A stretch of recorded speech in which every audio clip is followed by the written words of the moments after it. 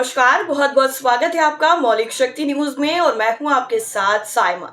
लखनऊ के अकबर नगर की तरह से ही अब हापुड़ में भी घरों को तोड़ने की तैयारी शुरू हो गई है और नोटिस भी दे दिए गए हैं। लेकिन इसमें एक ऐसा पॉइंट है जिसको सुनकर आपके पैरों के नीचे से भी जमीन खिसक जाएगी। तो चलिए बिना देरी के पूरी कहानी आपको पॉइंट टू पॉइंट बताते हैं। दरअसल उत्तर प्रदेश के हापुड़ जिले के गढ़मुक्तेश्वर क्षेत्र में इंद्रनगर कॉलोनी के निवासियों को उनकी जमीन और घरों से बेदखल करने की तैयारी ने एक नए विवाद को पैदा कर दिया है। हापुड़ नगर पालिका ने 41 परिवारों जिनमें ज्यादातर दलित समुदाय के हैं उनको बेदखली का नोटिस जारी किया है, जिसमें दावा किया गया है कि उनके घर नगर पालिका की जमीन पर अवैध रूप से बने हैं। लेकिन हैरानी की बात यह है कि इनमें से कई घर प्रधानमंत्री आवास योजना यानी PMAY के तहत सरकारी मंजूरी के साथ बनाए गए थे। इस नोटिस ने स्थानीय निवासियों में आक्रोश और डर का माहौल पैदा कर दिया है। हापुड़ नगर पालिका ने अपने नोटिस में कहा है कि इंद्रनगर कॉलोनी में 10 बीघा जमीन पर बने 41 घर अवैध रूप से बनाए गए हैं, क्योंकि ये जमीन नगर पालिका की संपत्ति है। नोटिस में निवासियों को चेतावनी दी गई है कि वो पहले से ही जमीन खाली करने के लिए कहे गए थे, लेकिन जबरन डटे हुए हैं। नगर पालिका ने निवासियों को अपना दस्तावेज जमा करने के लिए भी कहा है ताकि उनकी वैधता की जांच की जा सके। अतिरिक्त जिला मजिस्ट्रेट वित्त राजस्व संदीप कुमार ने बताया है कि इस संबंध में एक शिकायत मिली थी, जिसमें ये दावा किया गया था कि ये जमीन एक तालाब पर अतिक्रमण करके बनाई गई है। उन्होंने कहा है कि परिवारों को अपने पट्टे और घरों से संबंधित दस्तावेज जमा करने के लिए कहा गया है और उसके आधार पर कार्रवाई भी की जाएगी। ये भी जांच की जाएगी कि PMAY योजना के लाभ आखिर कैसे प्राप्त किए गए। जिम्मेदार लोगों के खिलाफ कार्रवाई होगी।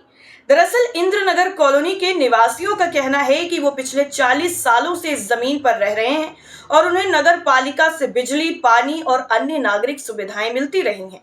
कई निवासियों ने यह दावा किया है कि उनके घर PMAY योजना के तहत सरकारी मंजूरी के साथ बनाए गए थे, जिसके लिए उन्हें बाकायदा आवेदन करना पड़ा था और उनकी पात्रता की जांच भी की गई थी।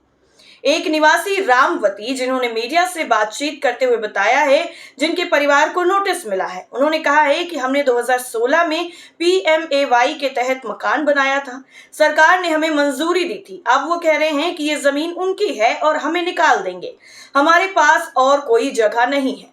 एक दूसरे निवासी छोटे लाल ने बताया है कि उनके पास जमीन का पट्टा है जो 1980 के दशक में नगर पालिका की तरफ से आवंटित किया गया था।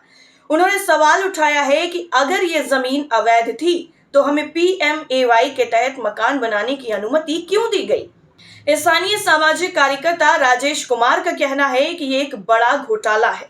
अगर ये जमीन नगर पालिका की थी तो PMAY के तहत मकान बनाने की अनुमति आखिर कैसे दी गई। ये प्रशासन की लापरवाही है और अब इसका खामियाजा गरीब दलित परिवारों को भुगतना पड़ रहा है। दरअसल बेदखली नोटिस का सबसे ज्यादा असर दलित समुदाय पर पड़ रहा है, जो इस कॉलोनी में बहुसंख्यक है। निवासियों का कहना है कि ये नोटिस न केवल उनके घरों को खतरे में डाल रहा है, बल्कि उनकी सामाजिक और आर्थिक स्थिति को भी कमजोर कर रहा है। कई परिवारों ने अपने जीवन की बचत और कर्ज लेकर इन घरों को बनाया था और अब उनके पास कोई दूसरा ठिकाना नहीं है। वहीं दूसरी तरफ कानूनी विशेषज्ञों का कहना है कि बेदखली की प्रक्रिया को लागू करने से पहले निवासियों को अपनी बात रखने का पूरा मौका दिया जाना चाहिए। भारत में किराया नियंत्रण अधिनियम 1948 और स्थानांतरण संपत्ति अधिनियम 1882 के तहत बेदखली के लिए उचित नोटिस और कानूनी प्रक्रिया का पालन करना अनिवार्य है। इसके अलावा अगर निवासियों के पास वैध दस्तावेज हैं तो उनकी जमीन और उनके घरों को अवैध घोषित करना कानूनी रूप से चुनौती दी जा सकती है। वहीं दूसरी तरफ हापुड़ की जिला मजिस्ट्रेट प्रेरणा शर्मा और गढ़मुक्तेश्वर की उप जिलाधिकारी से इस मामले पर टिप्पणी के लिए संपर्क करने की कोशिश मीडिया की तरफ से की गई, लेकिन वो उपलब्ध नहीं थी। स्थानीय प्रशासन ने अभी तक ये स्पष्ट नहीं किया है कि PMAY के तहत मंजूरी प्राप्त घरों को अब अवैध क्यों माना जा रहा है और इस मामले में आगे की कार्रवाई क्या होगी। दरअसल इंद्रनगर कॉलोनी के निवासियों ने फैसला किया है कि अब वो इस बेदखली के नोटिस के खिलाफ कानूनी लड़ाई लड़ेंगे। कुछ निवासियों ने अपने दस्तावेज जमा करने की प्रक्रिया शुरू कर दी है, जबकि अन्य सामाजिक संगठनों और वकीलों की मदद ले रहे हैं।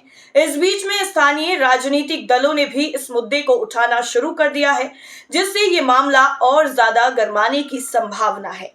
और ये घटना न केवल हापुड़ में प्रशासनिक प्रक्रियाओं की खामियों को उजागर करती है, बल्कि ये भी सवाल उठाती है कि गरीबों के लिए बनाई गई योजनाओं का लाभ उन्हें पूरी तरह क्यों नहीं मिल पा रहा है। निवासियों को अब अदालत और सामाजिक समर्थन से उम्मीद है कि उनके घर और सम्मान को बचाया जा सकेगा, लेकिन आगे ये प्रक्रिया कितनी हद तक कामयाब होती है और कोर्ट में इस पूरे मामले में क्या कुछ होता है, ये देखना होगा। लेकिन इससे पहले आपको लखनऊ का अकबर नगर का मामला भी याद दिला देते हैं, क्योंकि अब लखनऊ का अकबर नगर इतिहास के पन्नों में दफन हो गया है। कुकरेल नदी की जमीन पर अवैध रूप से बसी इस कॉलोनी को बुलडोजरों ने ध्वस्त कर दिया, जो कथित तौर पर अवैध बताए गए। कभी यहाँ पक्के मकान, सड़क और आबादी नजर आती थी, लेकिन आज ये जगह मलबे के ढेर में तब्दील हो चुकी है। चारों तरफ टूटे मकान और दुकानों का मलबा नजर आ रहा है। करीब 24.5 एकड़ जमीन पर बने अवैध कथित तौर पर निर्माण को ढहा दिया गया। उत्तर प्रदेश की राजधानी लखनऊ का अकबर नगर आजादी के वक्त में बसा था। जिस जमीन पर लोगों ने निर्माण कराया वो कुकरेल नदी की थी। यहाँ से कभी नदी की धारा बहती थी। प्रदेश सरकार ने इस जमीन पर शहर को सुंदर दिखाने के लिए रिवर फ्रंट बनाने का प्रस्ताव किया है। इसी को लेकर नदी की जमीन पर डेवलपमेंट अथॉरिटी, नगर निगम, पुलिस और जिला प्रशासन की संयुक्त टीम ने कथित तौर पर अवैध रूप से बसे अकबर नगर को पूरी तरह जमींदोज कर दिया। ध्वस्तीकरण अभियान 10 जून से शुरू किया गया था और इसे रोकने के लिए यहाँ रहने वाले लोग हाई कोर्ट से लेकर सुप्रीम कोर्ट तक गए, लेकिन निर्माण अवैध होने की वजह से उन्हें निराशा हाथ लगी। कोर्ट के आदेश के बाद यहाँ बुलडोजरों ने अपना काम शुरू कर दिया और उसके बाद यहाँ पर बने 1169 आवास और 101 कमर्शियल निर्माण को ध्वस्त कर जमीन को समतल करने का काम शुरू कर डाला। अभियान में करीब 24.5 एकड़ जमीन पर बने 1200 से ज्यादा कथित अवैध निर्माण जमींदोज किए गए। भीकमपुर में 48 अवैध निर्माण तोड़े जाने के बाद अकबर नगर पार्ट 1 और 2 में अवैध निर्माण करने वालों को नोटिस जारी किया गया था और इसके विरोध में अकबर नगर के लोग हाई कोर्ट चले गए। राहत नहीं मिलने पर सुप्रीम कोर्ट में भी अपील की थी। हालांकि कोर्ट ने निर्माण अवैध मानते हुए एलडीए को कार्रवाई की इजाजत दे दी थी। कोर्ट से अनुमति मिलने के बाद एलडीए ने 10 जून को ध्वस्तीकरण शुरू कर दिया था और इसके बाद आज ये पूरी जमीन एक समतल नजर आ रही है। कभी यहाँ पर घर थे जो अब यहाँ पर नजर नहीं आ रहे हैं और इसी तरीके की जो कार्रवाई है वो गढ़मुक्तेश्वर में नजर आ रही है, जिसको लेकर अब कोर्ट का रुख निवासियों की तरफ से करने की तैयारी की जा रही है। वैसे इस पूरी घटना पर आपकी क्या राय है, कॉमेंट करके जरूर बताइए। फिलहाल के लिए इतना ही। नमस्कार।